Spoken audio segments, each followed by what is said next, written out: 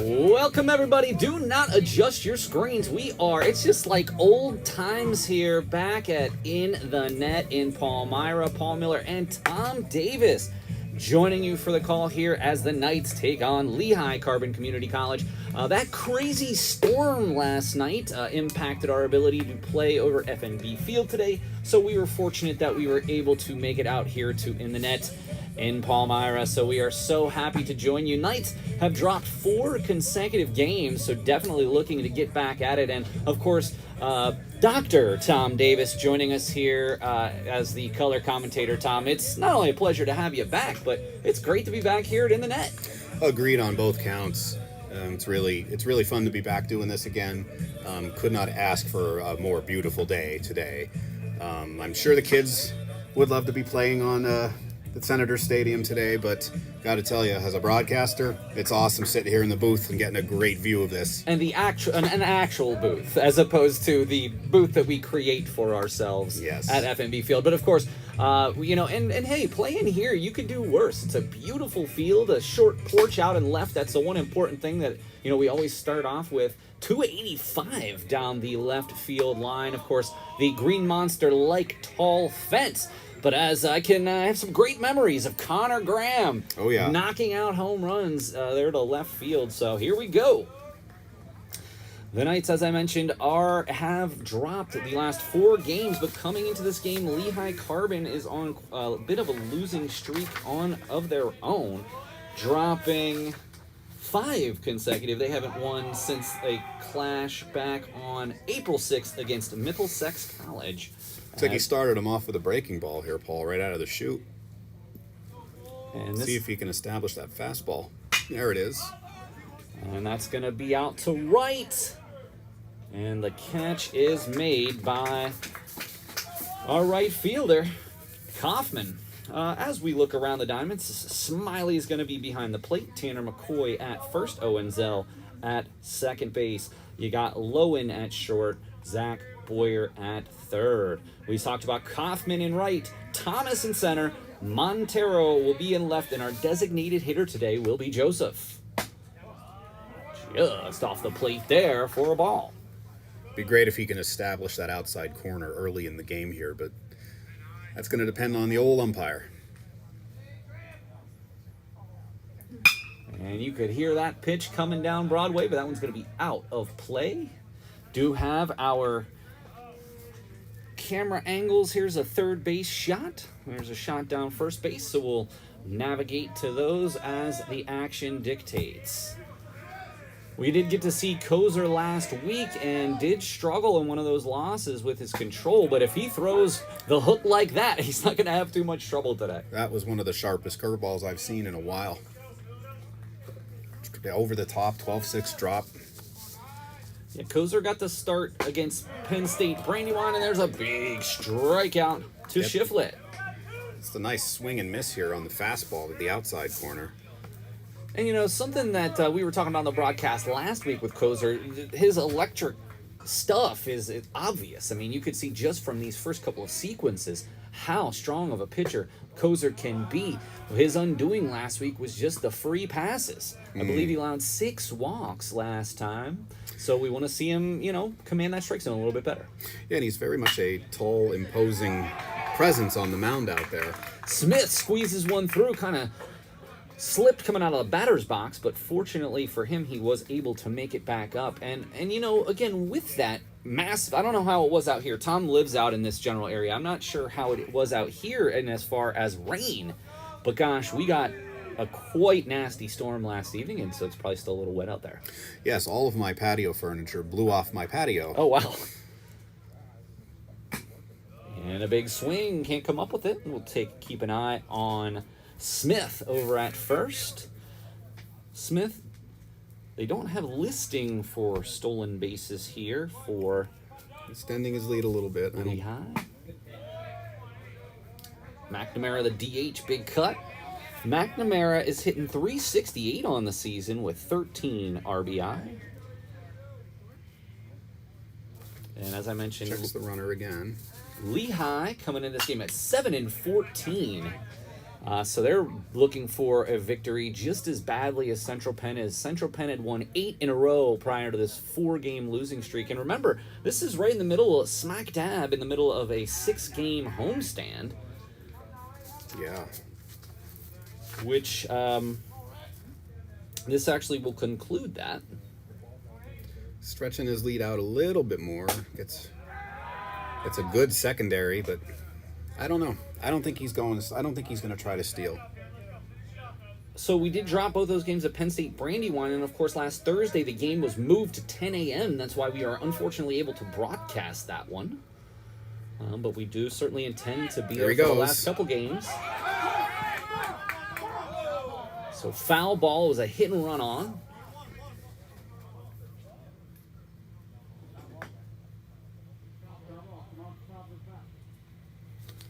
And that ball called a foul.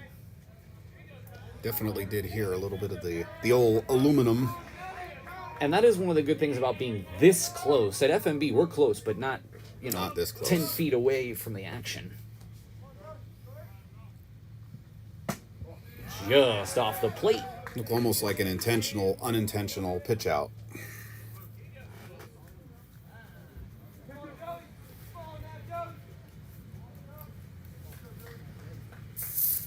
Two balls, two strikes here from Koser with Smith on first base for Lehigh Carbon. Checking back. He may have gotten him. Nope. Such a close play. Good thing we have that first base angle. We had right there and on the action for you. And a shorter lead there for Smith on first. And he rung him up. What an inning for Wyatt Koser. 2 strikeouts did allow a hit, but looked masterful there in the first. We will go to the bottom of the first inning, and the Knights are coming up to bat with a 0-0 score.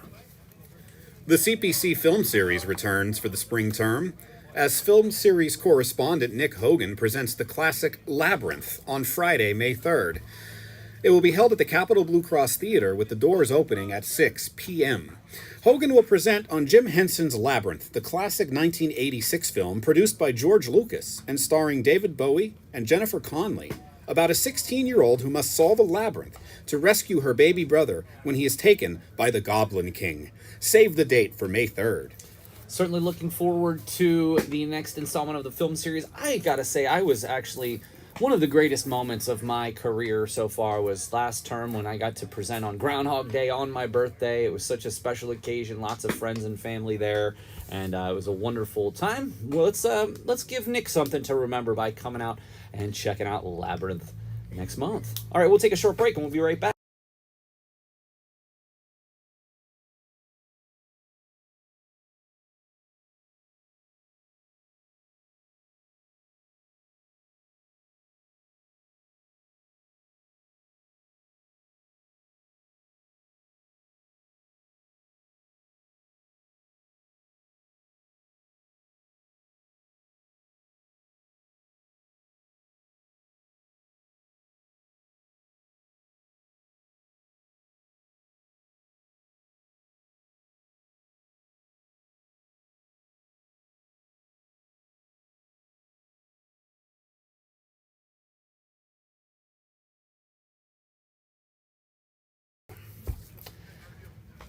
Back to the action here. Bottom of the first inning. Zell will lead off. Of course, Owen Zell, our table setter, hitting .298 this season. No home runs, 8 RBIs. Does have 18 steals and a 403 on base. And the Knights dugout is boisterous. Just outside, Colin Belis, the freshman, this is his 4th appearance on the year, has taken a loss. In 8 2/3 innings, he's allowed 12 earned runs. Started him off with a 2-seam fastball. That looked like another one. Just down and away on that one. Of course, Owen Zell's such an important part of what the Knights do. Get him on base, and he is dangerous. And out of the first base. Trying to get him, and he just gets that. I mean, that just goes to show you the speed of Zell there, even on what seemed to be a relatively routine play. Yeah, the heart and the hustle was on display. Almost beat it, too. Made it a much closer play than it looked like it would have been initially. It's now Nick Joseph. Let's see what he's cooking. He's hitting 286 on the year. No home runs, 11 RBIs, 14 hits in 17 games. With 5 doubles, leads the team. Ooh, fastball up and in. Had to lean back a little bit to get out of the way of that. Looked like another two-seamer. So far, their starter seems to be favoring the two-seam fastball. Joseph tied with Gabe Kaufman for 15 walks. So it's great to see a pop up in foul territory, and he's got it. Just off of the camera there. But yeah, I was just going to say about Joseph is Joseph does have a very good plate discipline. But 2 quick outs for the Knights as Gabe Kaufman steps in. Also, you want to talk about some stats here, Tom. How about a .351 average and a .527 on base, including 9 steals? Mind-boggling. I also like to see that he's worked 15 walks this season. Tied for the team lead. Just caught the outside corner. Nice stiff fastball there on the outside corner.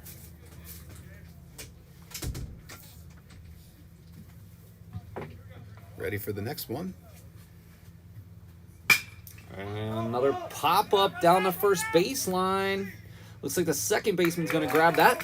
And that will retire the side. It was a quick 1-2-3 inning for Belis.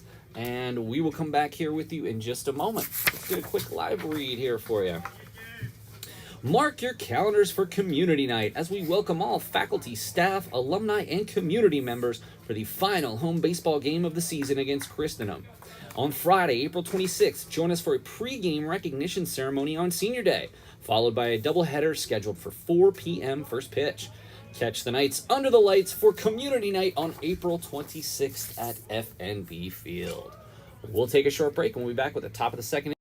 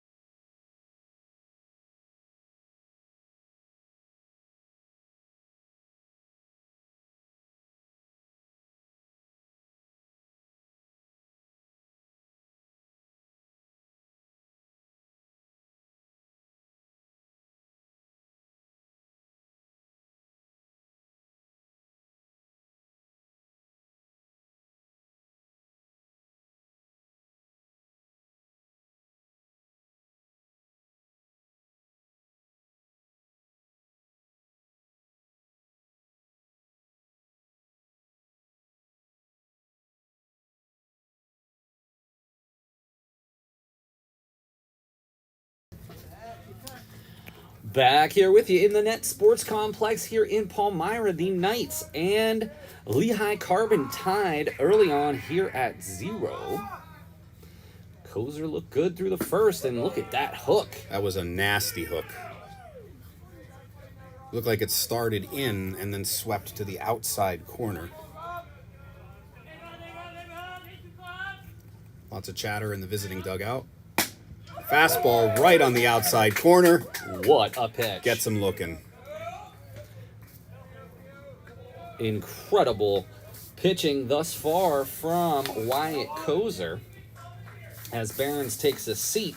Let's look at Wyatt Koser's numbers this year. So this is his 6th appearance on the year. He ranks 4th on the staff in... Just slipped out of his hand. 4th on the staff in innings pitched this year. Koser does have, and this is really what we talked about, in 13 innings, 19 hits, 16 earned runs, 15 walks. So really struggled so far this season. And while he does average 11.08 K per 9, in fact, the second on the team behind Colton Zerbe, he's also got 11.08 ERA. He's now down 3-0 to Wood. And after striking out 3 of the first 5 hitters Now Wood is looking to get on base. This is the first time he's fallen this far behind. I'm sure he'll be taken. Yes. Ooh, gets the call a little off the plate. Perfect pitch. And Wood only hitting 185 on the season, 10 hits in 54 at-bats. And this should be a relatively routine play to Zell. Over to McCoy over at first, and that will be one out. Wood is retired. Nice job of getting that leadoff batter after we got ahead in the count 3-0. Brings up Jaden Click. He's got 11 RBI on the season on only 9 hits. He's also struggling so far this season, hitting 196. He's really dotting that fastball right now, right on the outside corner.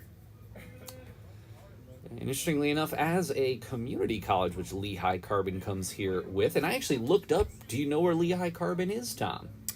I did. I think it's out. Isn't that near Allentown? It's actually just north of Allentown as that retires aside. 3 up, 3 down. Yes, they are just north of Allentown because I was actually really curious. Probably not too far from your hometown. Probably to across some back roads, but unless you'd have to drive down to 81 in order to get down there. But we will have a geography lesson later. It's hard to study when you're hungry. The college pantry can help. Central Penn College and your Student Government Association are committed to ensuring that all of our CPC Knights have access to food when they need it. Requests are kept anonymous and can be submitted online. Look for the link under the Links section of Student Central or contact Lindsay Garber, Director of Housing and Residence Life, at lindsaygarber@centralpenn.edu. Going to take a short break. We'll be back here in the bottom of the second.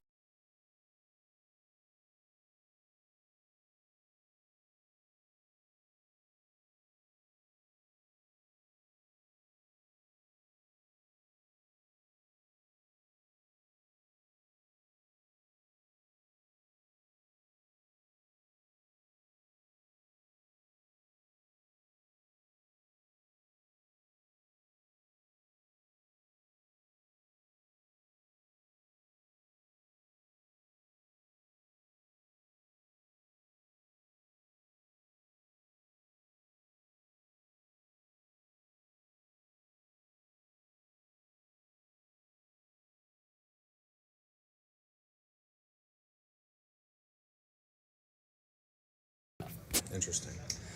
We welcome you back here to In the Net. Paul Miller and Dr. Tom Davis here for the first of a doubleheader against Lehigh Carbon Community College. So far, not a whole lot of offense. Only one base hit across both teams. Wyatt Koser looks good. Beelis got out of that first inning unscathed and retired the Knights in order. Here is Zach Boyer, of course, the senior leader of our team. And leading the team in hits, according to the statistics that we have. 22 hits. Well, honestly, probably leading the team in most categories.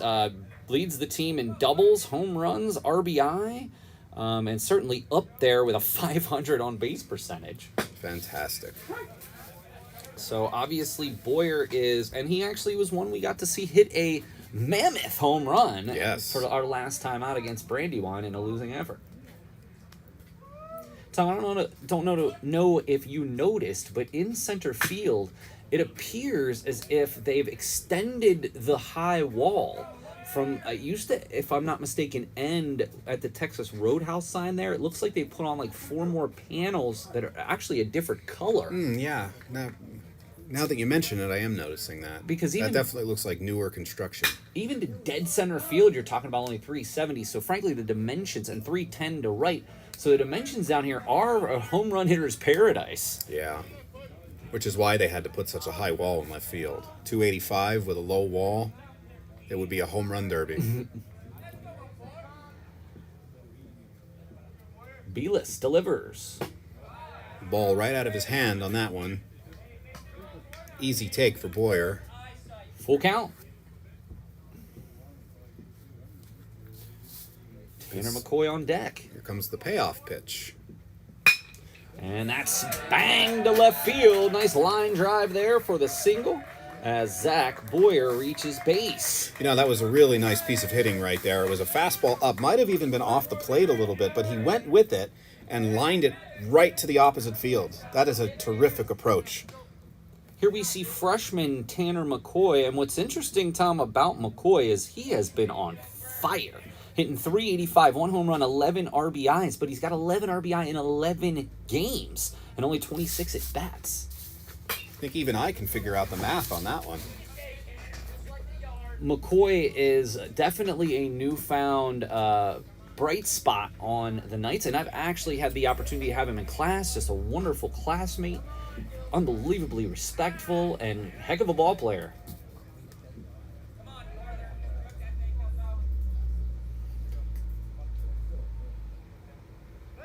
And they're going to go back and check on Boyer.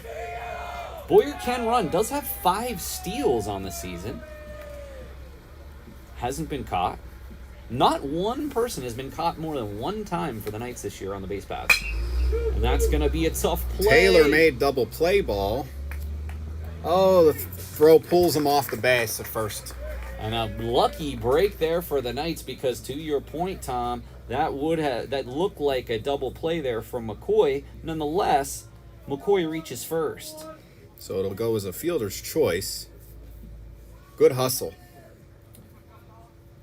Now we see David Thomas, who has 11 base hits in 32 at-bats for a .344. He's got 12 RBI. Not only that, he's a very pleasant young man, very studious. He was one of my favorite students last term. Are we allowed to have favorites is the question. I know what you mean, though. It's always wonderful to meet conscientious freshmen, let's just say that. When they take a deep interest in philosophy and ethics, yeah, I like that. When I teach ethics. Big strike there.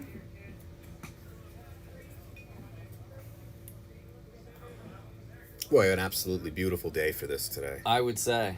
Even McCoy has 3 stolen bases on the season, so he could be a threat to run. That's one thing you can say about Coach Bob Stern, is that there's a shot to right, and that's going to get down. And McCoy will stop at second as Thomas with the single. Looked like a breaking ball that he kind of inside out into right field. We've got McCoy in scoring position. Thomas at first with only 1 out as Brian Lowen steps in. He is 7 for 23 with 5 RBIs. That's a .304 average. That's what I was just mentioning is one thing you can say about Coach Stern's team. Almost everybody, if you're on the base paths, look out for the go sign. Right. Because he loves to run. And there was a nice pitch, but that's going to be fouling out of play. One thing about in the net here, if you park too close to the stadium, it is you're taking your car's life in its hands. Let's just say that. You might be giving Safe Light a call. I'm sure they're on speed dial from in the net. Belis in a little bit of a jam here. That's going to be out of play as well. Two-seamer ran in on the hands. Good job of fighting that off.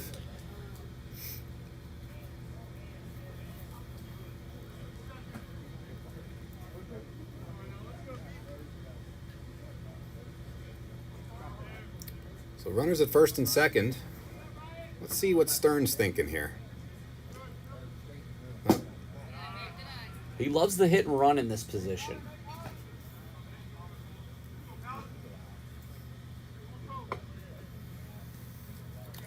Paul Miller, Tom Davis in the net. Our first game here at In the Net since about this time last year when we played a makeup game here.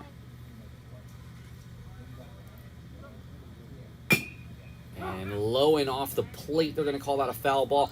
So for those of you who might be just curious about sort of the interplay between In the Net and FNB, of course, it is not our home stadium. Of course, the AA affiliate of the Washington Nationals, including 3 of the Nationals' top prospects, play there. And so we are sort of at their mercy of the Senators' schedule, which is why we play a lot of times when they're out of town, most times when they're out of town.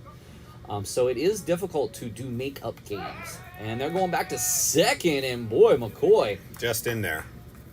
But that is an important note. So it is great that we, and of course, fans of the broadcast that have been with us for a while, several years at this point, have seen us here basically since we started. I want to say back in 2018 is when we start. Gosh, I believe you're right. When you just think about how long we've been doing this, it's pretty incredible. And the way the whole thing has grown to add more cameras, to just the much more seamless execution of the broadcasts. Well, couldn't do it without you, Tom. You've been an integral piece to all of this over the years, and we certainly hope to have you back. And the ball gets away. Now, the one thing here that's much, much different than FMB Field is the amount of foul territory behind home plate. If it gets by you, if it caroms correctly, runners shouldn't be able to advance, and that's a big difference here in terms of a home field advantage / disadvantage for the Knights. Absolutely. Lots more room behind the plate at a minor league stadium. Such a small footprint that this field is on, as we mentioned, in terms of the dimensions of the field. Fastball down the middle, he does a good job of staying alive, fouling it off.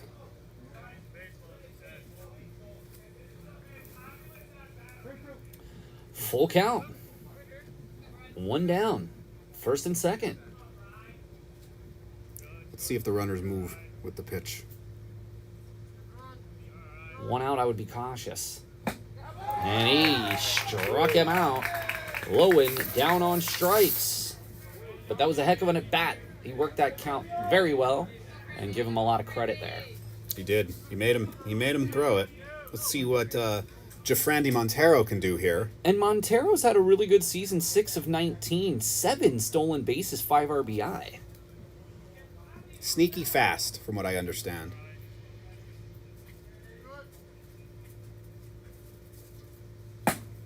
Montero with a little bit of a bat waggle in there. It's got the stagger, the swag. His own bench is calling for the placata. Let's see what he's got.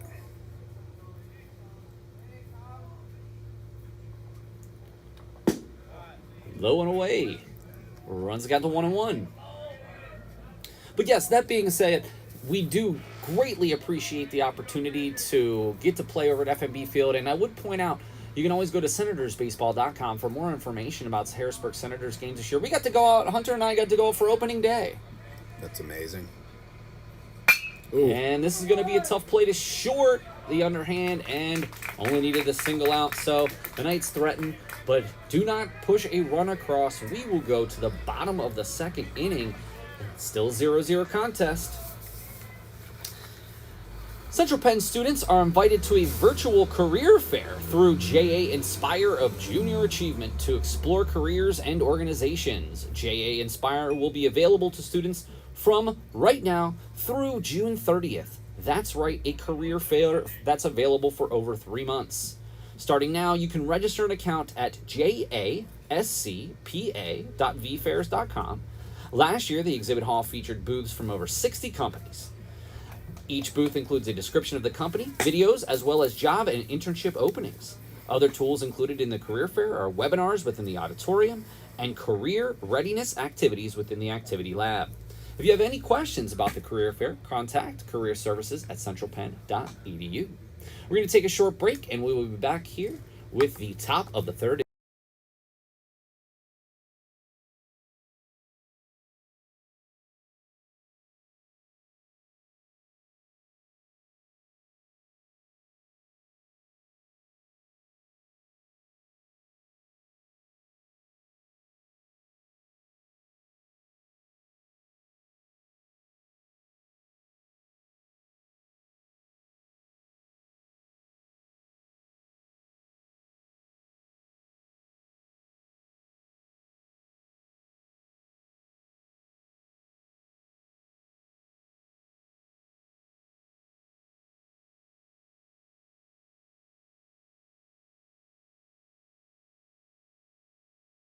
I'll write it down, yeah. Back here with you, top of the third, Paul Miller, Tom Davis here at In the Net in Palmyra. If you are have the afternoon and you can make it down here, it's only maybe 15 minutes further away than FNB Field from the college. I know that FNB's under 10, This is about 30. But it's just a gorgeous day. If you can get out here, we'd love to see you down here. Of course, admission to all Central Penn Athletics events is free. Koser starts off Boyer with a... Lays off the up and in fastball. Yeah, 2 consecutive. This is Ben Boyer, and as far as I'm aware, no relation to Zach Boyer. We've got some Boyers and Kaufmans out here today. Ben Boyer is 5 out of 22 with 2 RBI, has struck out 10 times and hitting 227. He is the center fielder today, and there's a shot to Nice Boyer. job of third baseman to stop it. What a stretch at first to hold the bag. Absolute beautiful play. One of the nicest plays I've seen this season from the Knights defense, and it is wonderful to have. Boyer has played a little bit of short this season, but it's great to have him down there at the hot corner. Arguably one of the best defensive players that we have on this team. So got to see that from both camera angles there. That was really cool. Good downward action on that. Well, he's looking pretty locked in right now. And this is Michael Price. And there's a shot right back up the box. You know, that was a nice piece of hitting there by Price. Curveball out of his hand. He picked it up, just waited for it to break over the plate and sent it right back up the middle. And congratulations to Michael Price. That is his first college base hit, according to my statistics here. He was hitless on the season as a freshman. So congratulations, Michael Price. Maybe grab that ball for him. He might want to hang on to that. That was very pretty. Just a textbook. And there's a shot to Could short. be a double play. Lowen picks it up. Tazell. Oh, what a quick turn and a scoop on the first base end to turn the double play. 2 immaculate plays by our defense, both by Zach Boyer, Lowen, Zell, and McCoy. Our infield defenses really, really played well today. And that was about as quick of an inning as you can imagine. We are going to go to the bottom of the third. It's still a 0-0 tie. The Central Penn College app was designed with students in mind. The app brings the school to your fingertips and enables you to connect with the Central Penn community. Stay on top of your events, classes, and assignments with the built-in calendar function, and get notified of important dates, deadlines, and security announcements. Make friends, ask questions, and access campus resources at any time. Search Central Penn College in the App Store. And we're going to take a short break. We'll be back here with you when the action...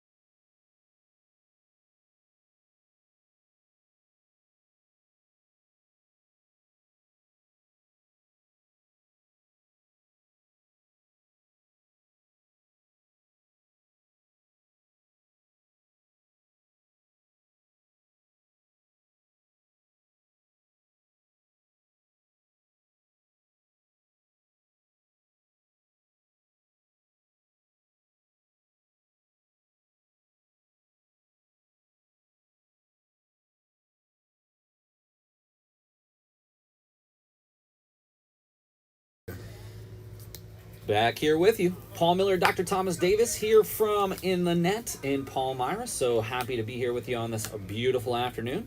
Lots of leather being shown and lots of good pitching thus far. It is 0-0 as we go to the bottom of the third. Remember, we are only doing 2 7-inning games. Doubleheaders are 7 innings.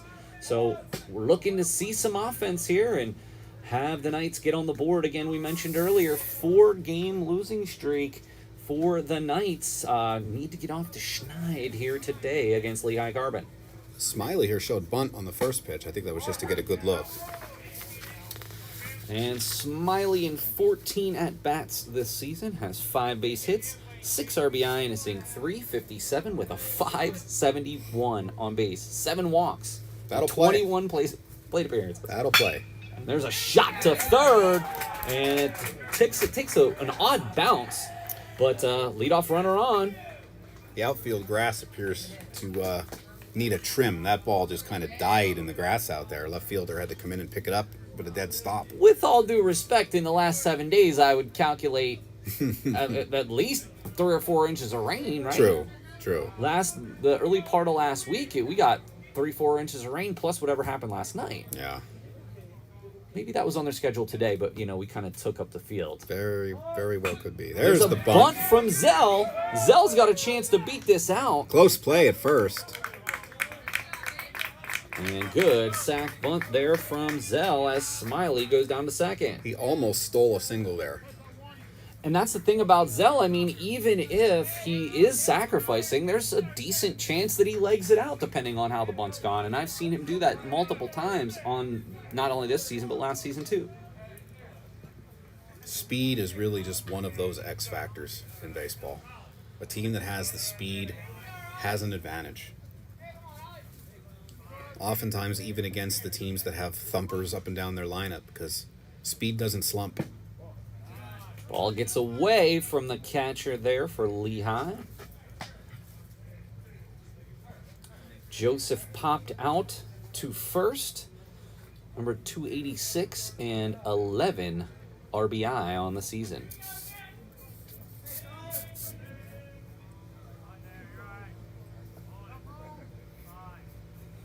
The pitch. Low and in. Definitely a good spot here for the Knights to get on the board. And, of course, you've got Kaufman and Boyer. Joseph's ahead in the count here.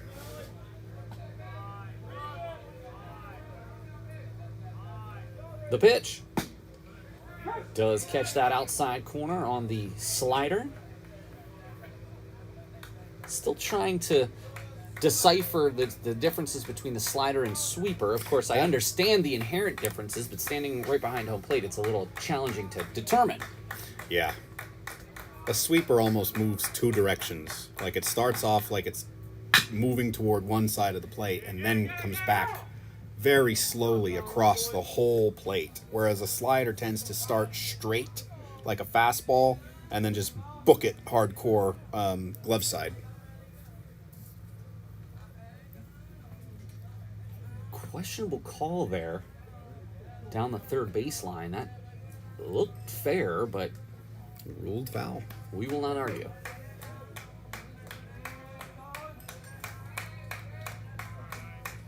Belis has pitched well thus far, but it has another runner in scoring position. They're very concerned about the run at second base. And that's right at the shortstop. And that is way airmails it. Way out of play, and they're going to come around for the first Knights run. And that was, you could just see that ball just sailed on them. Yeah, I guess there's really no way for that ball to go into the dugout or anything to give the runner second base. But it was great that they pushed a run across. Runs seem to be at a premium so far early on today. So Joseph reaches on the error, and Smiley scores.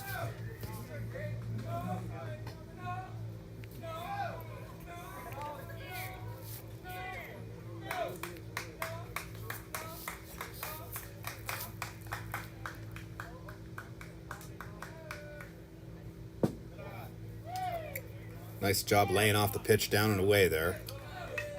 Joseph does have 5 steals on the season.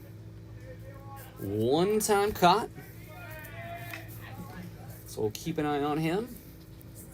Kaufman lined out to second. Back in the first, and that's going to be down the right field line. And that is a fair ball. Kaufman to second. Runner held at third. So the Knights are going to have runners at second and third. Ball gets away, but not far enough. That's a big hit for Central Penn College. Especially to bring up Zach Boyer. Did a nice job at pushing that down the right field line. We take a look at Joseph there on third, getting ready to hopefully come home as Boyer steps in. Knights bench getting a little rowdy now. Prime scoring opportunity here.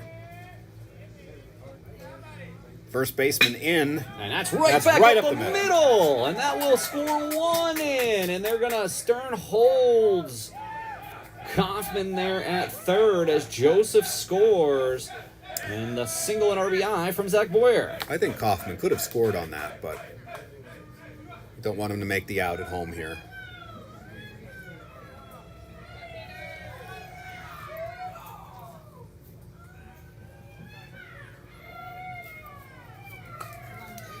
And now 2 runs in for the Knights as Koser is coasting thus far. Let's see if Boyer can get to second base. Maybe draw a throw. You never know. It might go into center field, and that'll bring another run home. Let's see what Coach Stern has on his mind here.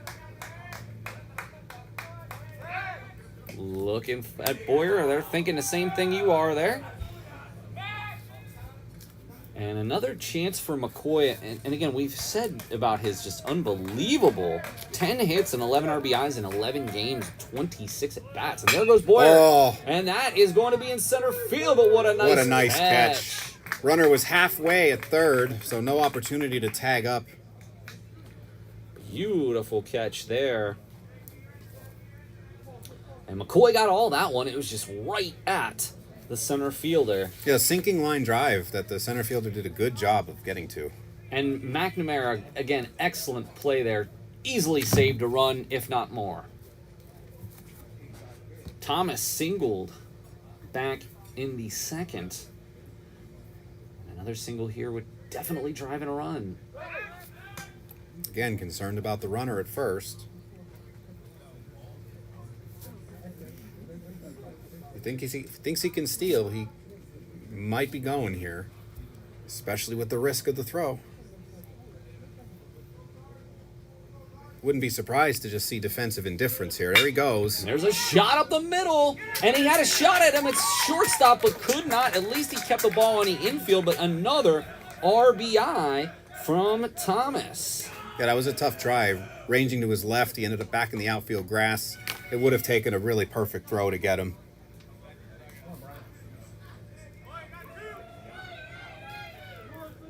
And the Knights push across a third run here in the third inning.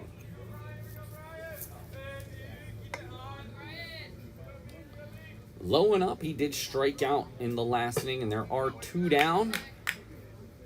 1 runner in scoring position. Again, another single could bring a run in with Boyer's speed out there on second base. I've lost track of how many outs there are this inning. There are 2 down. Sacrifice bunt from Zell. So that means these runners will be off on contact, so a single could very well score him from second base. Yeah, so we have the sacrifice bunt by Zell and the great play by McNamara in center on McCoy.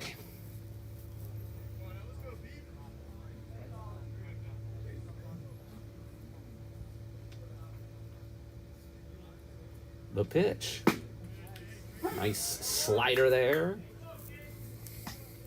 Catches the outside corner, and that is a consistent call that the umpire has been making on the outside corner to right-handed batters. Yeah, it turns out he has been pretty consistent. It's more than we can say for umpires in the big leagues. Absolutely. Checked my phone the other day. I had like 15 missed calls from Angel Hernandez. I saw that. You know, I think it's a situation where he's notoriously missed calls, and this year is even worse. I don't know if there's any quality control on Major League umpiring, but... Not with the umpires union. Inside to Lowen.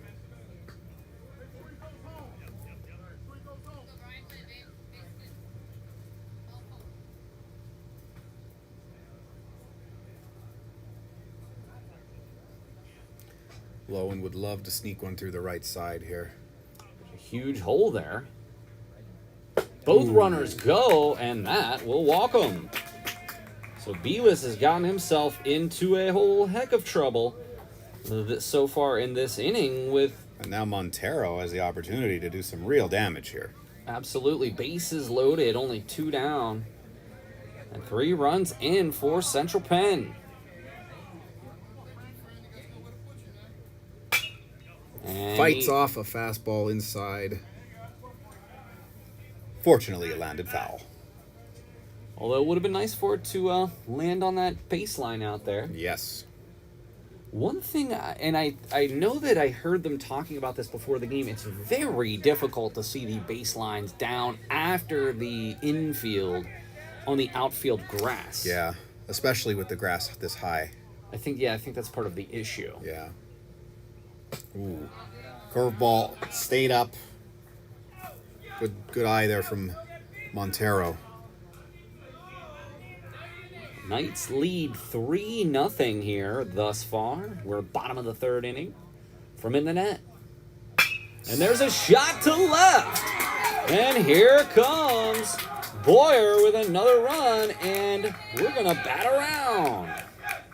Perfect line drive. Smash to left field. Just how you draw them up. And this is exactly what the doctor ordered for the Knights, trying to get off of this losing streak that they have had after winning 8 consecutive. They've dropped 4 in a row, and now it's nice to see the bats get going here. And we batted around as Smiley led this off with a single and scored a run. Takes the first pitch. Looked like a slider, kind of a cement mixer. So, Tom, you know what's really interesting about Smiley being the backstop today? Smiley also leads the team in innings pitched, wins, and ERA. That's amazing. He started 3 games. He's 3-0. He completed a game. He's pitched 21 innings, 15 hits, and 11 strikeouts for a 1.61 ERA. He had to protect the old Cabeza there. Thankfully, it was a curveball. And Smiley down to third. They're going to come over to first and get him, and that will retire the side, but not before. The Knights put 3 up on Lehigh Carbon and give Wyatt Koser a little bit of breathing room. So we'll go to the top of the 4th inning. Knights in command.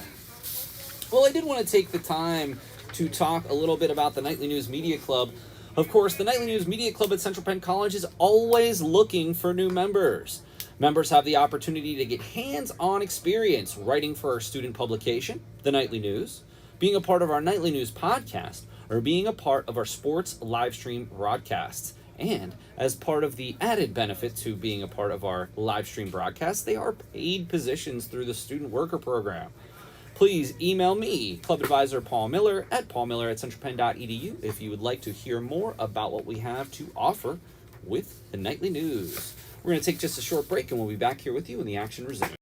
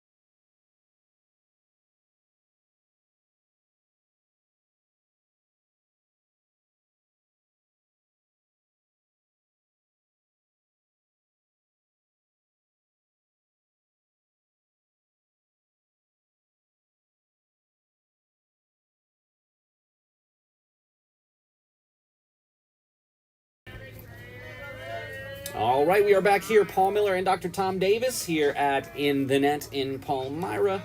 Knights lead 3-0 as we go to the top of the 4th. Wyatt Koser has been in control here so far. 3 strikeouts on the day, and we got out of the last inning. He is just, Tom, 1 batter over, facing the minimum at this point. Yeah, that 2-seam fastball and curveball are really working for him right now. Ooh. And just as I say that, a 4-seamer gets behind the hitter, so...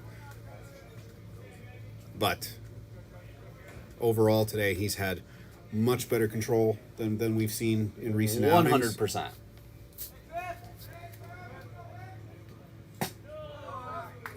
Fastball just a little away. Shiflett struck out back in the first. And he is 23 of 65, hitting 354 on the season. That's in his tracks. Deep, but playable. And that's the thing here, too, Tom. Anything kind of deep has a chance to go out or at least hit off of the wall. Yes. It's very much like Fenway in that regard, except even shorter to the wall. Yes, I was going to make that point. I believe Fenway's a little higher, 310-ish. Yeah, that's the listed distance. I think they said it's actually like 302 when they measure it. What a curveball, but didn't get the call there. It came in a little high, but man, I would hate to be in the batter's box for that. Yes. And then he falls. This is what I love about Koser, is his pitch mix is really phenomenal. Not only is he throwing a 2 and a 4-seamer, we've also seen a big curveball, we've seen a slider, and I've even seen him throw a changeup. So a 5-pitch mix, and if he can get that working. Yeah, he's been showing them everything today. So that's an excellent point too, Tom. One of the things I'd noticed in his previous outing against Brandywine was that he didn't start flashing that curveball until the 3rd or the 4th inning. And by that time, he was already down quite a bit. When he can throw the curveball for a strike on demand, he's in good shape. Great scoop there at first base. McCoy has made 3 really nice plays here. Those are tough. I had some experience as a first baseman, and those short hops over there, the scoop, that is very difficult. He made that one look pretty easy. Definitely impressed with not only McCoy at the plate, but McCoy in the field. And we've got McNamara comes up to plate. He struck out as the designated hitter to end the first. McNamara hitting 368. Tied for the team lead in RBI. So we want to retire him quickly. Set up outside. Pitch comes back inside. Missed his spot a little, but still got the foul ball.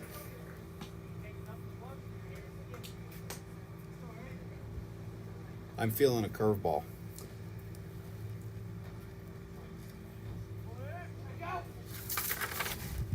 And he just blew him away.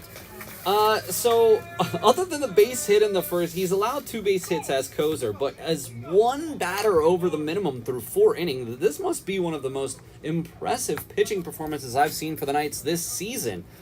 We will go to the bottom of the 4th as this game moves right along. Knights lead 4-0. Central Penn College Student Government Association is a voice for all students. Those living on campus, those studying online, and those returning to continue their education. SGA is here to make your time at Central Penn College the best experience possible.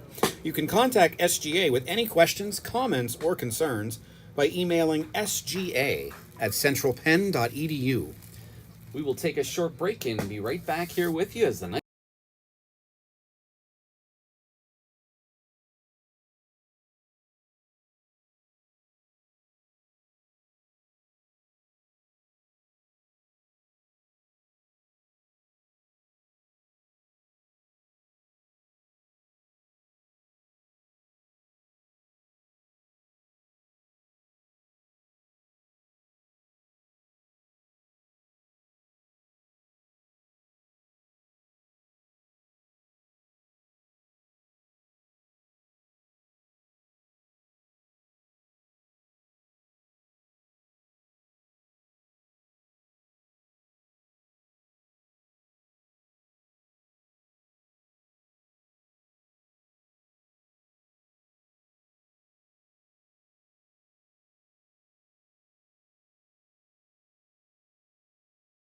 Yep.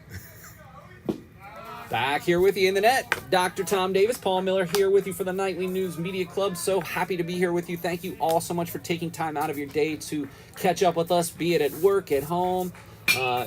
As Zell pops it out, this is going to be a tricky play. Bermuda triangle and a center fielder calls him off. but McNamara did come up with that one. So Zell is retired. He is 0 for 2 on the day with that sack bunt. Center fielder took charge there, which was his responsibility. That really could have developed into something. But instead, it's one away.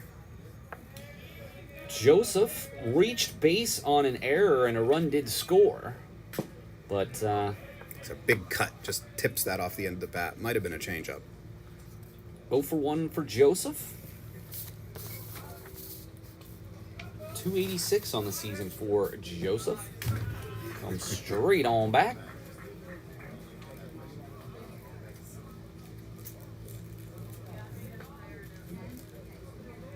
I believe that's the first one that's actually hit the back netting there, which does have slight impacts on our camera, but nothing that can't be ball fixed. Smashed on the ground. Great slide and catch by the third baseman, but the throw not on the money, takes a hop.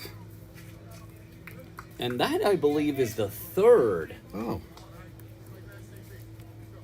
throwing error there for Lehigh as Joseph reaches first. Although, you know, the kind person in me, I'm not the official scorer, though, would give Joseph a single there because I don't know if he was going to get Joseph with that speed down the line. Yeah, I agree. It was a great catch. Great glove work over there, but yeah, long throw.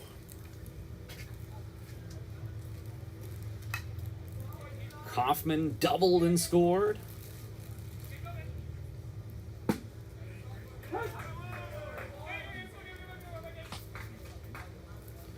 Back just an inning ago.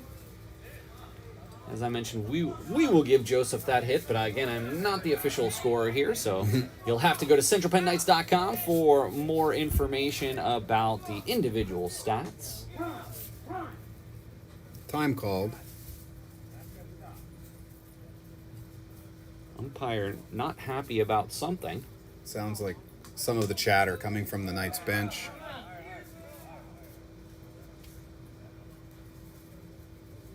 I don't believe I've seen that before. They got a similar warning a couple of games ago. I personally didn't hear anything out of school, but check the broadcast later and see. I didn't hear anything. Keep in mind, any peripheral noise that comes in this is going to be a really tough play, and that ball falls. Good base running, too. Another single there by Kaufman as Joseph goes to second base. Again, anything that is not coming from us, we have no control over based on our audio settings. So if there's anything... If you hear a big dump truck in the background or something, know that we didn't put it there. Well, the Knights got something cooking here. One out as Zell flew out, but back-to-back singles from Joseph and Kaufman have led to first and second for Zach Boyer. Big hole on the right side. And Boyer just absolutely tattooed that ball, but it just... Long foul ball. Yes. Just a little out in front of that. I mean, I got to tell you, where the first base coach is standing down there, I think he might have saw his life flash before his eyes there at that ball coming at him.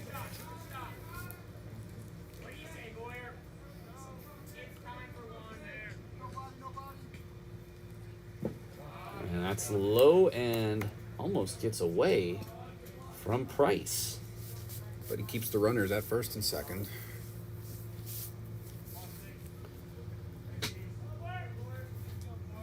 And Belis hasn't pitched poorly. In fact, he's only allowed one extra base hit.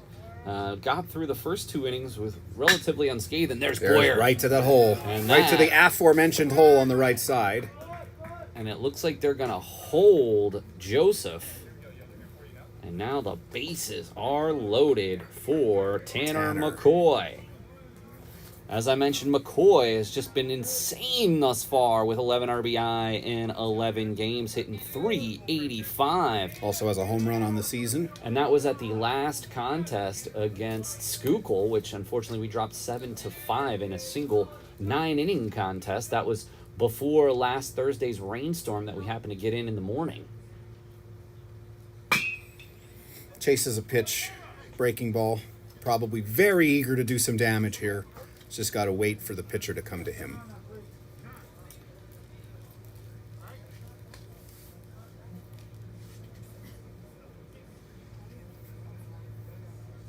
Got Zach Boyer down at first base. We've got Kaufman at second. We'll take you over to Joseph over at third. Ducks full, pond full of ducks, as they say. Mm-hmm.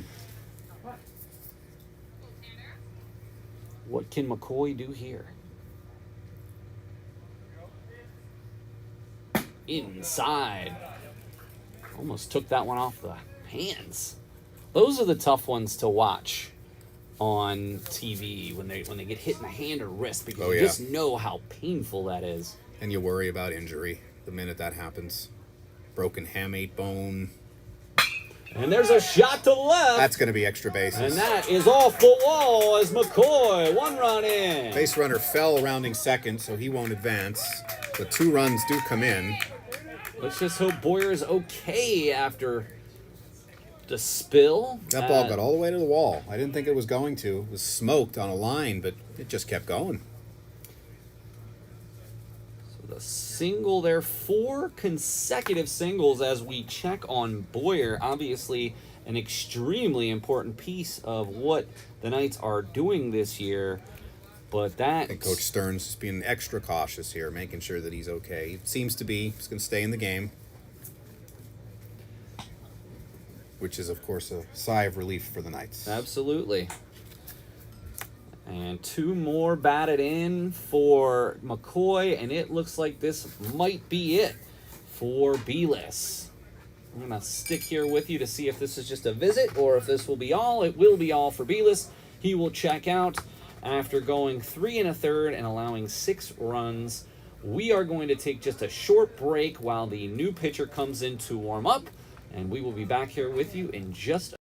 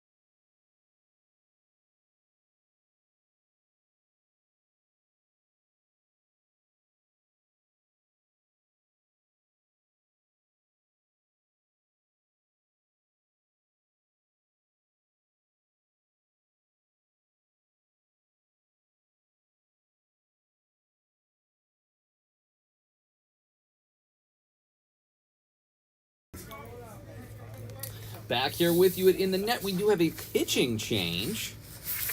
Number 31, Jacob Israel, in his 5th appearance on the season. Israel has allowed 10 earned in 6 innings pitched for 15 ERA there.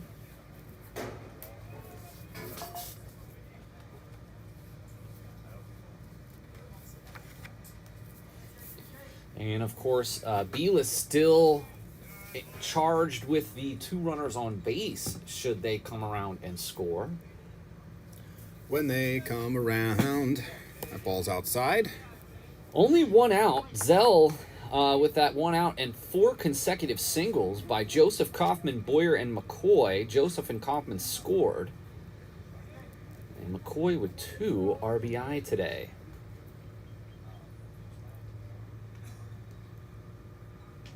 Checks on the runners.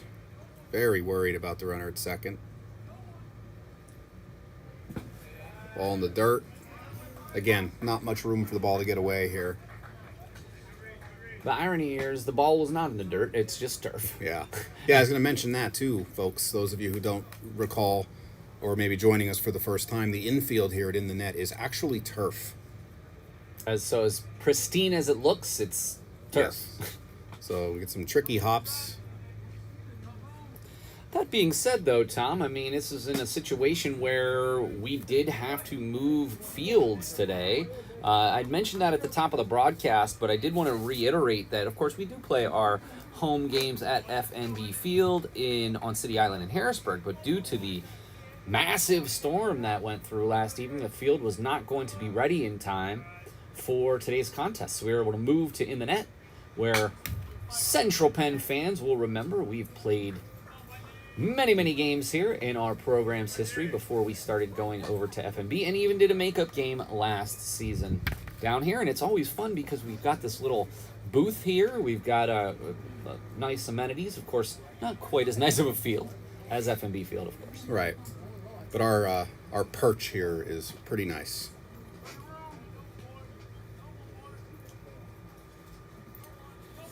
Israel. And that one's going to be in play to the right fielder. Does retire. Thomas with a pop out. And Lowen's got a chance to do some damage here. He struck out and walked thus far. And Lowen looking to continue a strong season. 7 for 23. No home runs, 5 RBIs. Has 7 steals and a .316 average. So here would be a nice time for him to continue his strong freshman effort.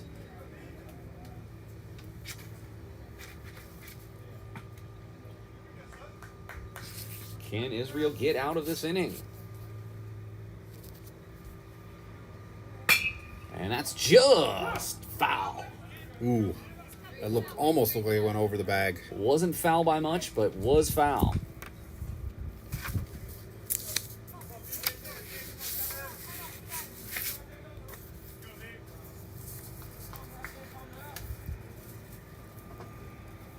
I believe, certainly in my recollection, I personally don't ever remember calling a game against Lehigh Carbon. That's not to say we've never played them. I just don't ever recall seeing them in a home game previous to today. Yeah, I don't recall either. That ball just got out of play to the right side.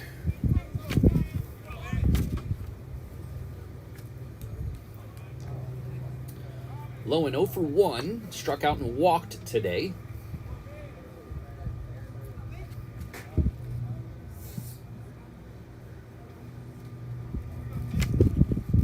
That ball was sky high. It looked like it was coming right for my face. Or the camera at a minimum. Yeah. So one good thing, too, about being here is the netting does give our camera some more protection. I'm always just worried about a foul ball going awry and destroying one of our cameras. A perfectly placed foul ball that comes right back at the camera, yeah. Outside, Israel's really struggled so far. Yes. Lowen wouldn't swing at that junk. Let's see if we see something in the strike zone here. We got 2 runners on base.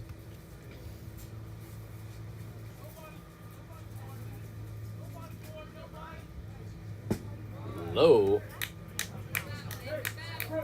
Full count.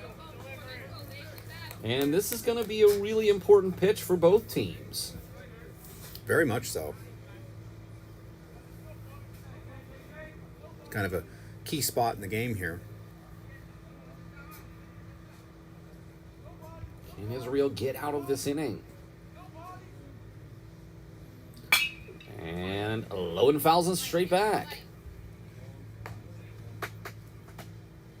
That one was a little close to hitting a car, but I've parked quite far away. Yeah, I've parked farther away than that myself. Lessons learned over the years. My car's never been hit, but we've seen plenty of others. I've seen people's get hit. And the pitch, the 3-2, and he struck him out. Big pitch there from Israel to get out of the jam. But the Knights put up 2 with the Tanner McCoy single.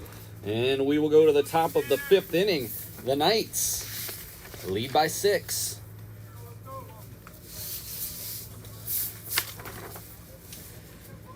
Have you ever considered working on campus? Visit the financial aid office to learn about work-study opportunities for students. Positions are available across campus from the front desk, the learning center, athletics, and more. Students must have been enrolled for at least 1 full term and be in satisfactory academic standing. Contact the financial aid office for more information by reaching out to financialaid@centralpenn.edu.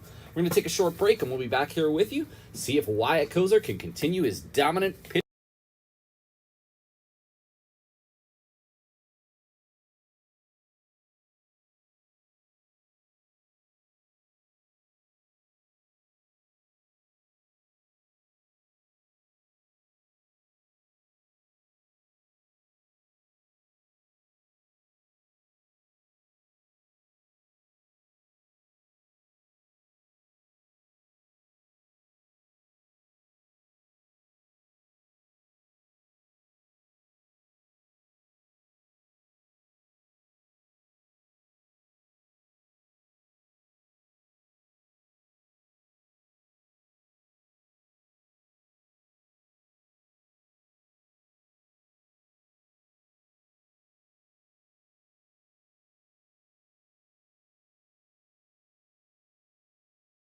It's very few. We are back here with you, Paul Miller and Tom Davis. Let's see if Wyatt Koser can continue his dominant effort at this point. Starts off strong here with a first pitch fastball for a strike. And again, I hate to keep bringing this up, but just one batter over the minimum for Koser here today. Dealing another strike, fastball down. And Tom, may I say most importantly, 0 walks. Key. Walks will haunt, and he's avoided those.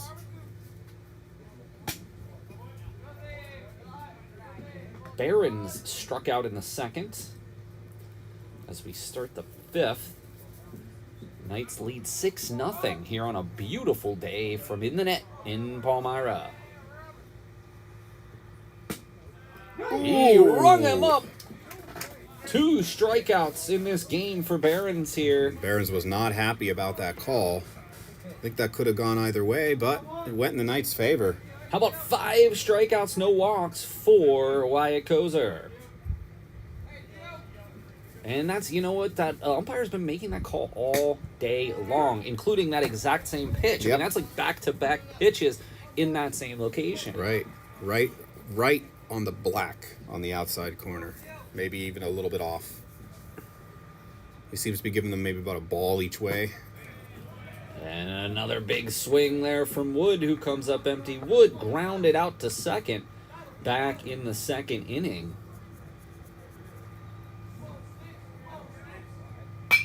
Oh, that was Yikes. off the concrete. If you heard something that didn't hit anyone or anything, well, it did hit something, the concrete over there, but gosh, it sounded like it hit someone. Yeah, it did. It was violent. Sun is tucked behind the clouds, getting a nice breeze. The wind is blowing right to left. So again, ball's hitting the air to left field. Struck him out, and gosh, Koser is cruising as Wood down on strikes. Nice job by Smiley to hang on to that foul tip. Which brings up Click, who lined out to center. They click him because they love him. And he is just blowing people away. Now, Big swing from Click. remember, Click does have 11 RBIs, 4th on the team, even though he's only hitting 196. So, an opportune hitter. A piece of that. Fouls it straight up in the net. Indeed. For more lame jokes, be sure to follow me.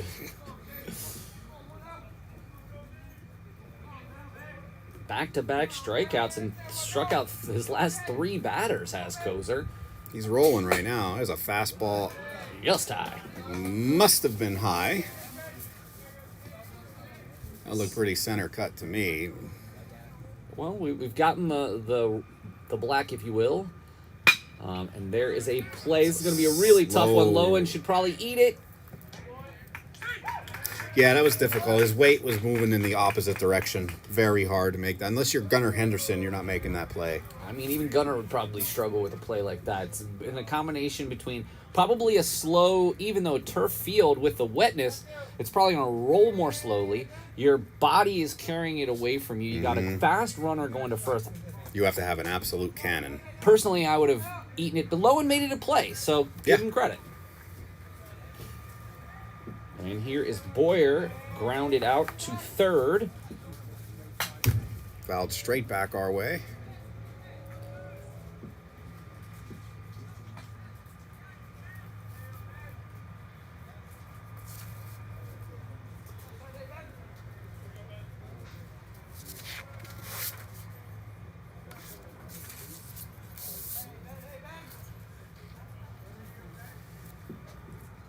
The pitch from Koser. Fastball. Again, that perfect spot. Outside corner.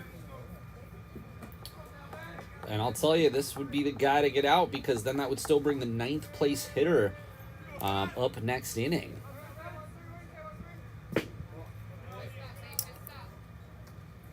Now, it's like he may have just missed his release point a little on that one. A little too over the top. Bounced the fastball. One of the things that I recall from the last time we called Koser is when he does have to start pitching out of the stretch to more of the slide step that he does is when he does start to struggle with his command. Yeah. Yeah, he's very stout from the windup, but must just be some sort of adjustment that is difficult to make.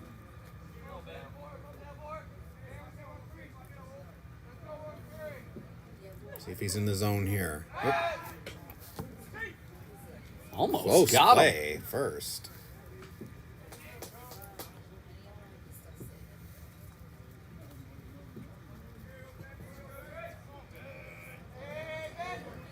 Can Koser get out of this inning? And he pops it straight up. This is going to be a tough play. Again, not a whole lot of room. What a play by McCoy. Nice catch. McCoy has been flashing the leather today, and another wonderful play, and that's going to end the 5th inning, and the Knights holding on to a 6-0 lead.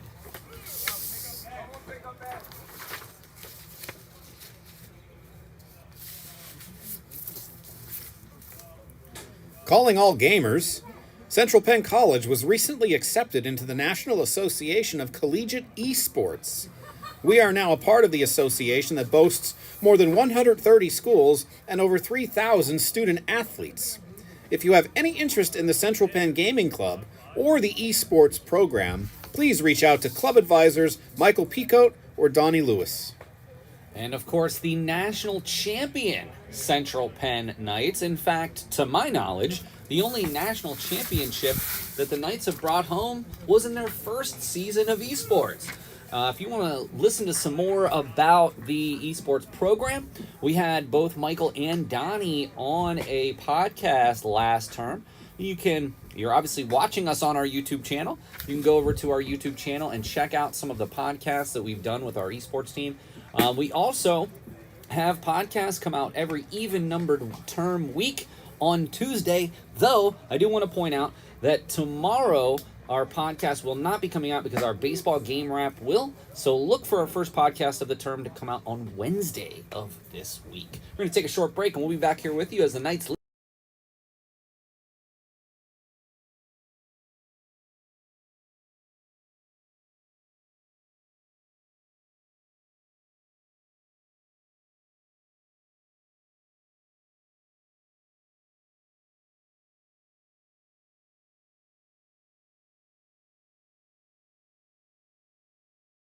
Game.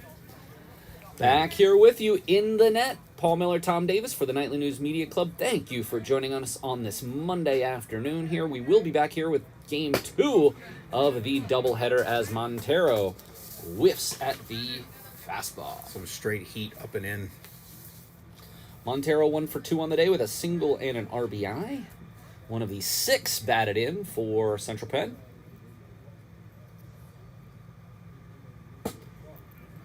Just high. Curveball, it didn't quite drop enough into the zone there.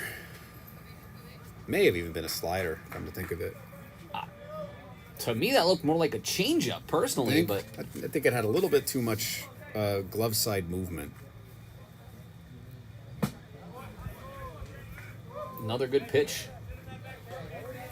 from Israel. Yeah, and the interesting thing, and we have played some community colleges over the years, and even this season, it's tough to develop. And obviously, our number one competitor in the ESAC is Bucks County Community College. Mm-hmm. It's got to be difficult for them to keep any type of continuity because many of your athletes are probably only spending 2 years there. Yes. Something that Bucks County, we found early in the season, has dealt with. A lot of their really good players have moved on to either other institutions or have graduated with their associate's degree. Montero takes a seat. Cam Smiley batted twice back in the third inning. Those were his only 2 at-bats of the day, and he's 1 for 2. Singled and scored in his first at-bat.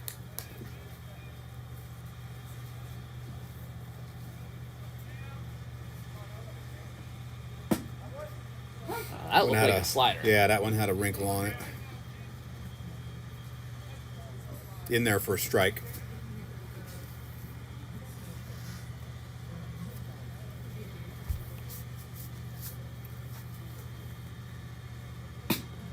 That one looked more like a curve. Even a slurve, if I dare say. Off the plate nonetheless. Yeah, wouldn't chase. Good eye.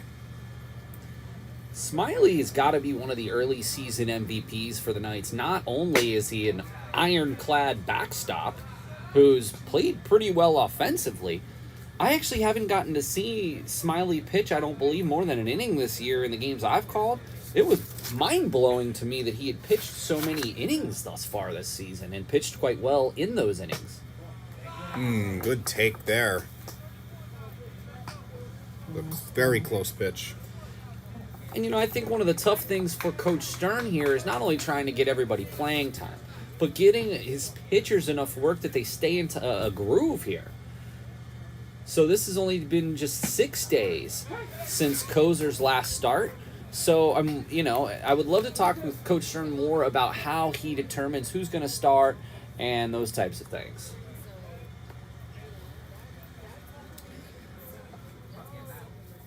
Can Smiley battle through this at bat? And he struck him out. Back-to-back strikeouts for Israel. Seems to be getting a lot of the strikeouts on the fastball now. And since he's entered this game, 4 consecutive outs, including 3 consecutive strikeouts. Yeah, he's getting them with some of the breaking stuff, and then when he wants to put him away, he's just letting it go. And Zell 0 for 2 with a sacrifice bunt. Still looking for his first opportunity to get on base and maybe extend those team-leading 18 steals.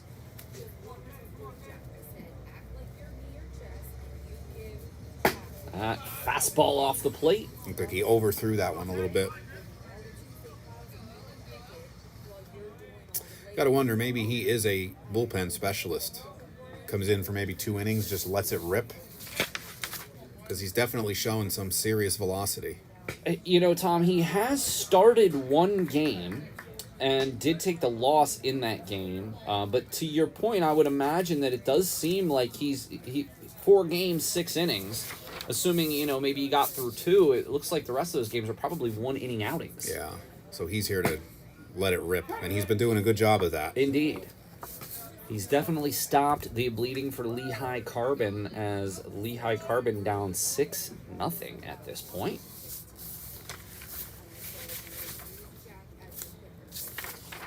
Inside, out of walk Zell. So put some speed on the base paths here. Well, we'd have to go all the way back to March 12th for the last time that the Knights blanked an opponent as they beat Penn State Schuylkill 5-0 at Schuylkill. Of course, they avenged that loss with that 7-5 9-inning game last week. And that ball's going to get away.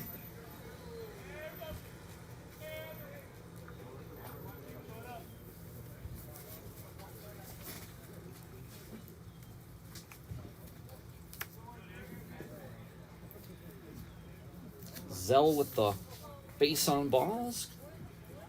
Potentially gives an opportunity to run, and he looked like he was going to go. He bluffed running to second. That was another stiff, I mean, that might have been down the middle, but there's some serious velocity on that pitch. Again, it's hard to say whether Stern gives Zell the constant green light to go, but with 2 outs up 6, it doesn't necessarily seem like the best place to run here. Or you take the opportunity knowing that you're up 6 runs. Because they're playing with house money now, so to speak, having a 6-run lead. Outside, and I guess a worst case scenario, Zach Boyer would still find his way up to the plate in the 6th, which could be the Knights' last at bat, should things hold how they are.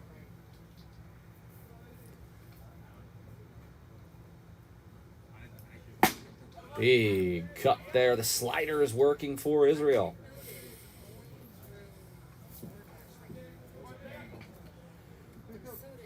Joseph scored 2 runs today. He's 1 for 2 and reached base on an error.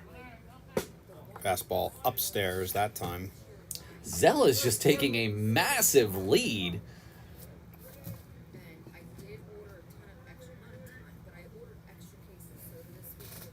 6-0. Knights lead. Zell on first. Joseph at the plate. And there goes Zell. Fastball up. So that'll put 2 runners on. Unfortunately for Zell, though, he's not going to get credit with the steal. No. Kaufman's had a great game today with a single and a double, 2 for 3. Now, Israel had 3 consecutive strikeouts and then walked the next 2 batters. Now he's in sort of a predicament. 2 down, though. Ooh. And there's a shot to center. Right at the center fielder. McNamara makes another good play, and that will retire the side. The Knights did get 2 runners on base thanks to 2 walks. Unfortunately, couldn't push anyone across as we go to the top of the 6th inning. Knights lead by 6. You know, Tom, staying active just got easier. For those striving to be more active, our athletic department has recently launched Sir Will's Rec Rentals, a new initiative that enables students to borrow sports equipment, sign out basketball, volleyballs, and more to use on our outdoor rec areas. Stop by the Underground to borrow equipment for up to 7 days and get your game on. We're going to take a short break, and we'll be back here with you in just a few.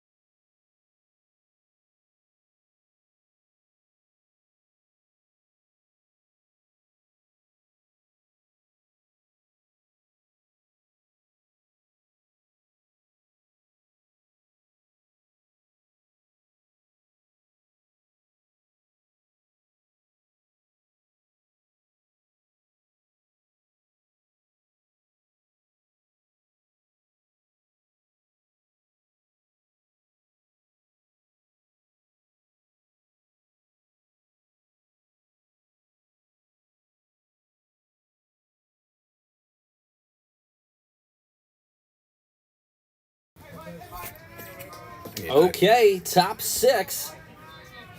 Koser still out there looking for that complete game, and gosh, he has been just dynamite thus far, only allowing 3 hits. Still no walks, Tom, and that was something we talked about at the top of the broadcast. Definitely one of the keys to the game, absolutely. That's going to be out of play here for Price, who had one of those 3 base hits back in the 3rd. It looks like sometimes he's throwing a fastball up there that actually has some sink on it, in addition to the normal 2-seam fastball. And this is just definitely an example of where he's got all the pitches working. He's working at a really good pace.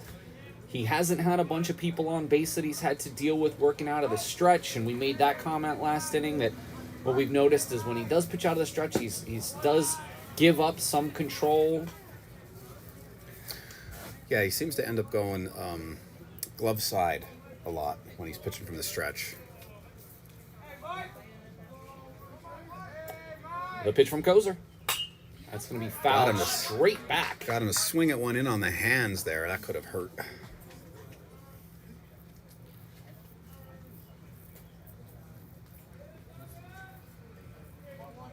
Let's see if he can put him away here. And he got him. Nice slider there. Another strikeout for Koser.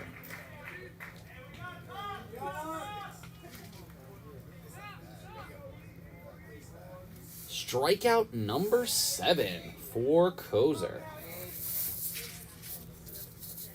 Back to the top of the order for Kaufman. And that's going to be right back up, and I hope Wyatt's okay. He did pop back up. Another nice scoop at first base. I'll tell you, Tanner McCoy, we were just talking about this off air. First of all, I hope Koser's okay. He kind of went down awkwardly there. Yeah, he needed to move for the ball the complete opposite direction of where his weight was going, and you saw he just kind of lost his balance. Let's hope he looks no worse for the wear. But I got to tell you, as we were, this is about the time where we start thinking about the nightly news player of the game, and I think it's pretty clear to everybody out there watching that it's Wyatt Koser here. That is, without a doubt, gonna most likely be the nightly news player of the game. But that takes nothing away from Tanner McCoy, who has just made a number of beautiful plays, and that's in addition to his 2 RBI single that really broke this game open back in the 4th inning. So congratulations to Tanner McCoy for having such a positive game on both sides of the offense and defense. Speaking of which, could be a tough play over here. And he makes another beautiful play off the screen in foul territory. His hand was over the railing to catch that ball. That was fantastic. What an amazing display. No sooner are we talking about McCoy's defensive efforts does he make another web gem as he reaches into the out-of-play area and makes a beautiful catch to end the inning. And gosh, I gotta tell you, this game is down to the last couple of outs for Lehigh Carbon as we go to the bottom of the 6th inning. Knights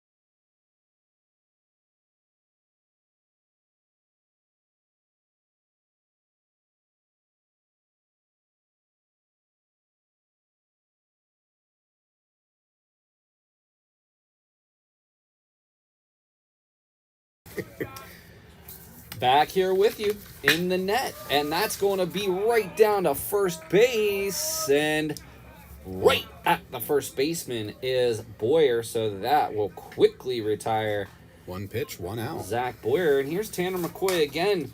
Can't give him enough kudos for his defensive efforts here today. And McCoy did have that single and was robbed of an amazing line drive back in McNamara robbed him back in the 3rd and did reach base on a fielder's choice earlier today. So if that hit back in the 3rd would have fallen, which it very easily could have, he would be 3 for 3 for reaching base, plus an amazing defensive effort, including a potential Gold Glove winning play to end that last inning. Yeah, he's made several great plays. A lot of scoops to save throwing errors, and that is huge.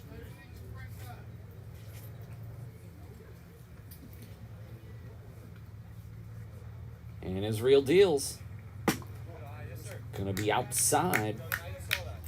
That one there is what you would call a non-competitive pitch, right out of the hand, easy take. More of those, please.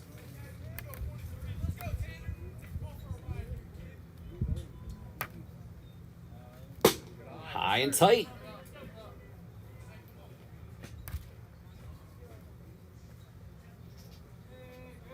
Nice to see the Knights get back on track after the last couple of games. And they haven't played since Thursday. Ooh, and that hit tipped him. Yep. He's lucky it just grazed him, because that was gonna hurt. That was right in the ribs. And we've seen the velocity on this pitcher. Yeah, we definitely heard it from back here. Clip McCoy. I'm not sure exactly where it hit him. He was motioning to his sort of rib area. Might have just caught a button or something. Yeah. But nonetheless, he is at first for Thomas. Thomas is 2 for 3 with an RBI, and there is a tough play. They going to turn 2 on this? No. Good scoop by the first baseman on that end, too, but too much speed there from Thomas. So McCoy is out, and Thomas reaches on the fielder's choice. There are 2 down. Looks like Coach Stern is going to motion for a pinch hitter, potentially.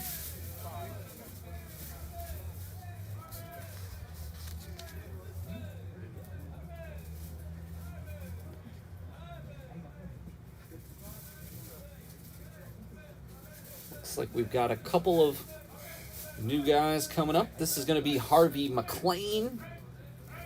And McLean is 2. How about this?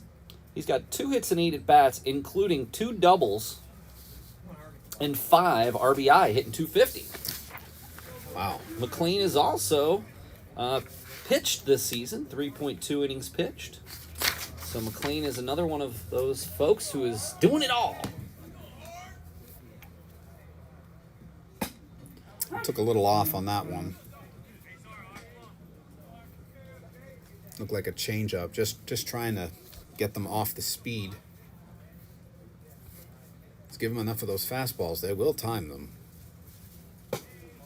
High and upstairs.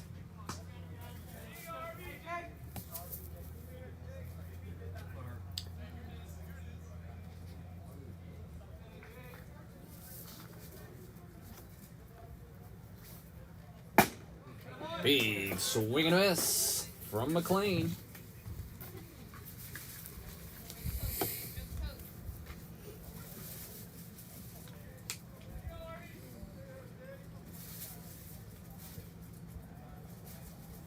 Israel pitch. Fastball up. Looks like it's going to land on our heads. Just behind us. I don't even know how that's possible. I think I vaguely remember having this conversation last time we were here. How it's just barely missed that net. Yep. To get, because unlike FNB, which does not have sort of an overhang net, it's kind of hard to explain because you can't see it. At FNB, there's just a net behind, whereas this has a net behind and then it goes over almost like a half of a roof. I'm probably doing a pretty poor description here. You got it. It's just, it's hard to tell from right here how much room there is. There's not much room for a ball to go up and not hit that net, but that one did. And McLean, this one is deep. And that one's out of here. On a curveball. McLean Pulls the curveball to left field. A 2-run shot. Harvey McLean, the pinch hit 2-run home run, which extends the lead. Yeah, it's tough to tell at first, but yeah, that got out. Harvey McLean. And that is his first home run on the young season. And he got all of it. Congratulations to McLean with that big home run, and certainly allows the Knights to breathe a little easier here with 2 down the bottom of the 6th. So all the Knights need to do is get 3 outs, and this game will be over. Although, easier said than done. Yes. Now we see number 19, Tyrone Tobin. This is his 6th contest on the year and does have 1 hit and 3 RBI, as well as 3 walks. So another, that's some of the hallmarks of a Coach Stern team. Very good plate discipline, very, very aggressive on the base paths. Yes, yes. A lot of jawing from our home dugout again. Catcher didn't even have a beat on that one. That one moved us a little bit. Just a little bit. Nothing major. And we will take care of that after this half inning. And walked him, and as I mentioned, Tobin. And as I've said earlier, walks will haunt.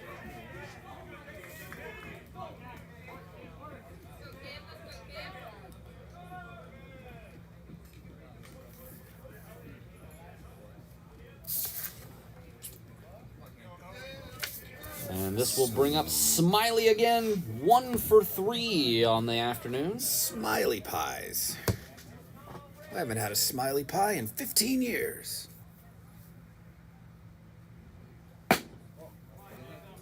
Outside on the slider. Now Tobin does have, pardon me, does have no steals and no attempts on the season. Whoa. High. I suppose.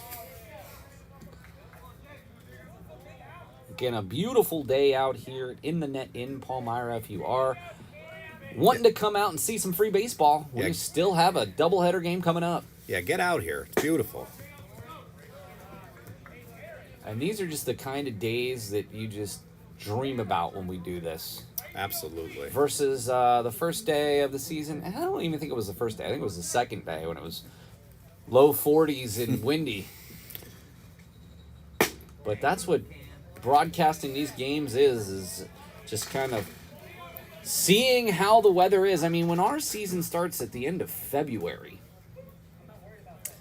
only going into May because of the academic calendar. We have a mound visit going on here.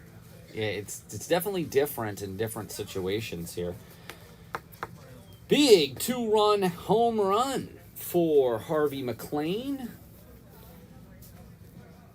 as David Thomas reached on the fielder's choice just ahead of McLean, and then McLean tattoos one over the left field monster. The monster.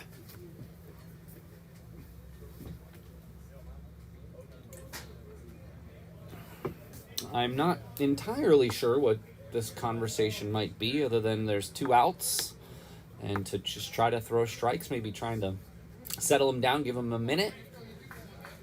Maybe point out anything mechanically that might have been going wrong here, since he's kind of lost his command in this inning. Zell, 0 for 2, did walk and a sacrifice bunt. So even in a down offensive day for Zell, he's still contributing and made several nice plays out in the field as well. So all things roses here for the Knights. Offensive firepower, excellent pitching, great defense. That was a nice backdoor breaking ball there. And interestingly enough, too, I had the opportunity to speak with several players and Coach Stern after we dropped that doubleheader last week, and Coach Stern really preached some of the things that we are now seeing in terms of not only just base running, but fielding. Nice catch by a fan over there, by the way, and that foul ball. Threw it right back to the pitcher. I was going to say, I didn't even see it.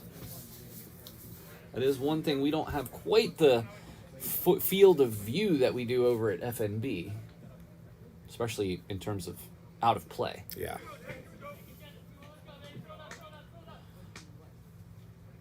And Zell, I love the way he stands. He's got such a compact swing. And he just kind of uncoils. Not a lot of extraneous motion.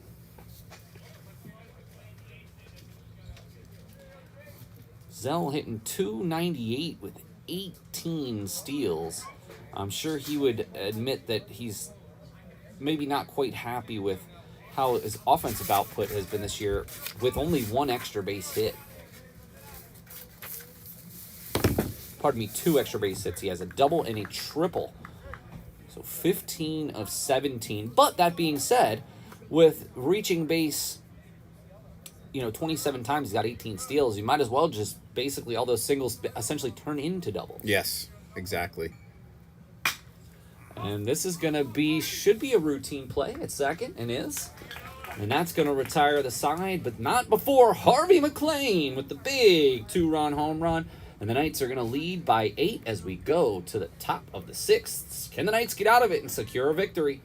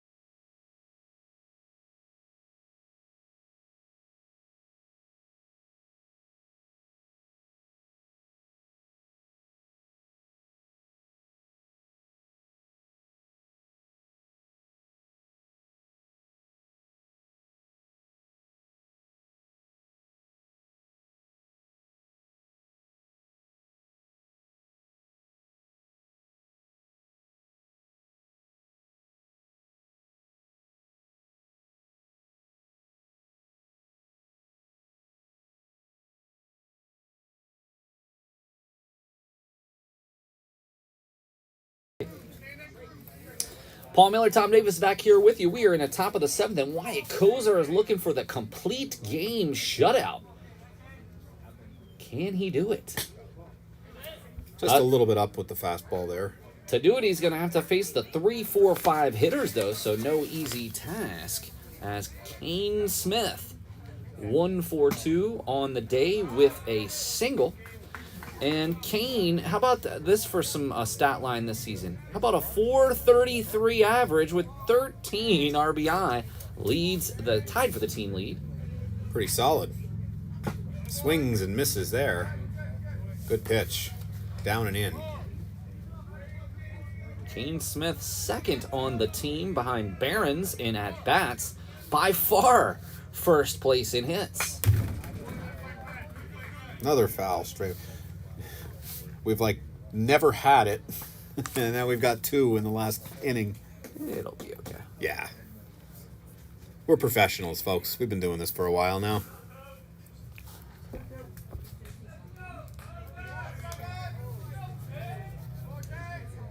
Can Koser get out of this inning? Missed with a fastball down and away there.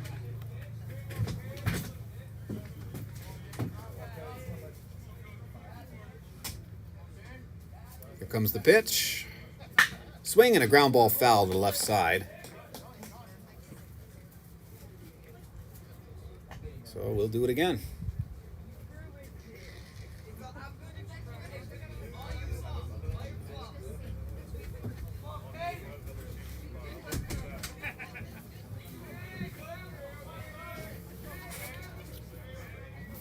Ready for the next delivery.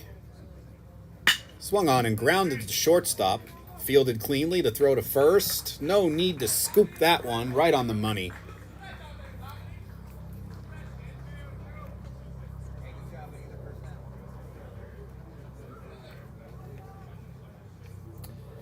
One down for the Knights.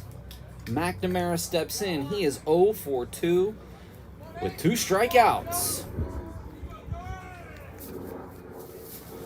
And McNamara has 13 RBI and is at 368 on the season so far.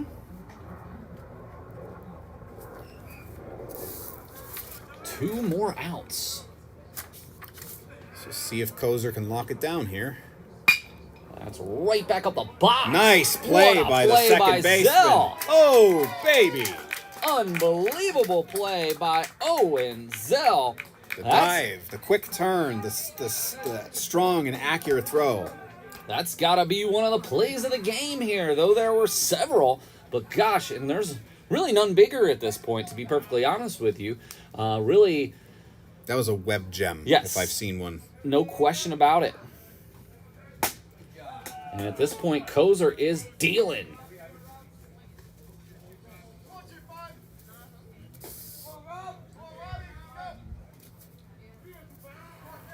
Beren's very upset by an earlier strikeout in this game. See if Koser can strike him out again. He has also struck out 2 times today. Quickly has 2 strikes.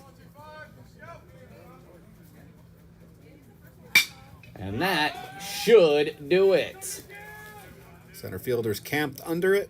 And that will do it. The Knights are victorious 8-0 in the Wyatt Koser shutout. And Tom, he only faced 4 more than the minimum. Fantastic outing. Unbelievable to, you got to give him an immense amount of credit. Only allowing 3 base hits and striking out 7. Congratulations go out to Wyatt Koser. Nightly News Player of the Game. Absolutely. Not really much else to say. Tanner McCoy for an unbelievable showing. And again, the web gem there from Owen Zell to end this game. Gosh, pretty much everything went the Knights' way here today, from a defensive perspective to Wyatt Koser's amazing pitching and timely hitting, including a big 2-run home run from Harvey McLean. We're going to take just a moment and hope to get our pause here for just a moment, and we will get down to Abbee here in just.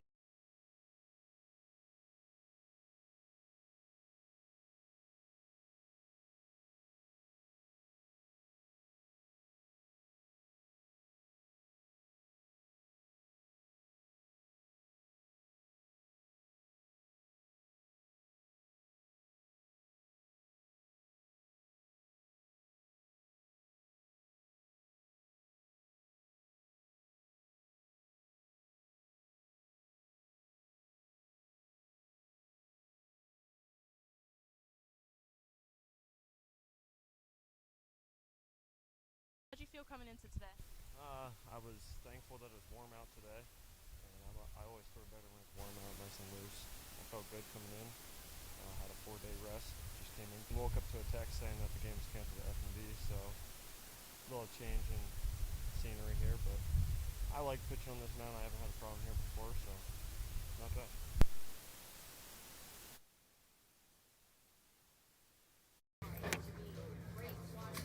Well, thank you all so much for joining us today, and thank you, Abbee. We got to hear that nice piece of discussion from Wyatt Koser, and again, congratulations to the Central Penn Knights for a job well done. The Knights win again, 8-0, stop that 4-game losing streak, and extend Lehigh Carbon's losing streak to 6. Give us about 30 minutes. We'll be back here with you for game number 2. But in the meantime, thank you so much for joining us here for Paul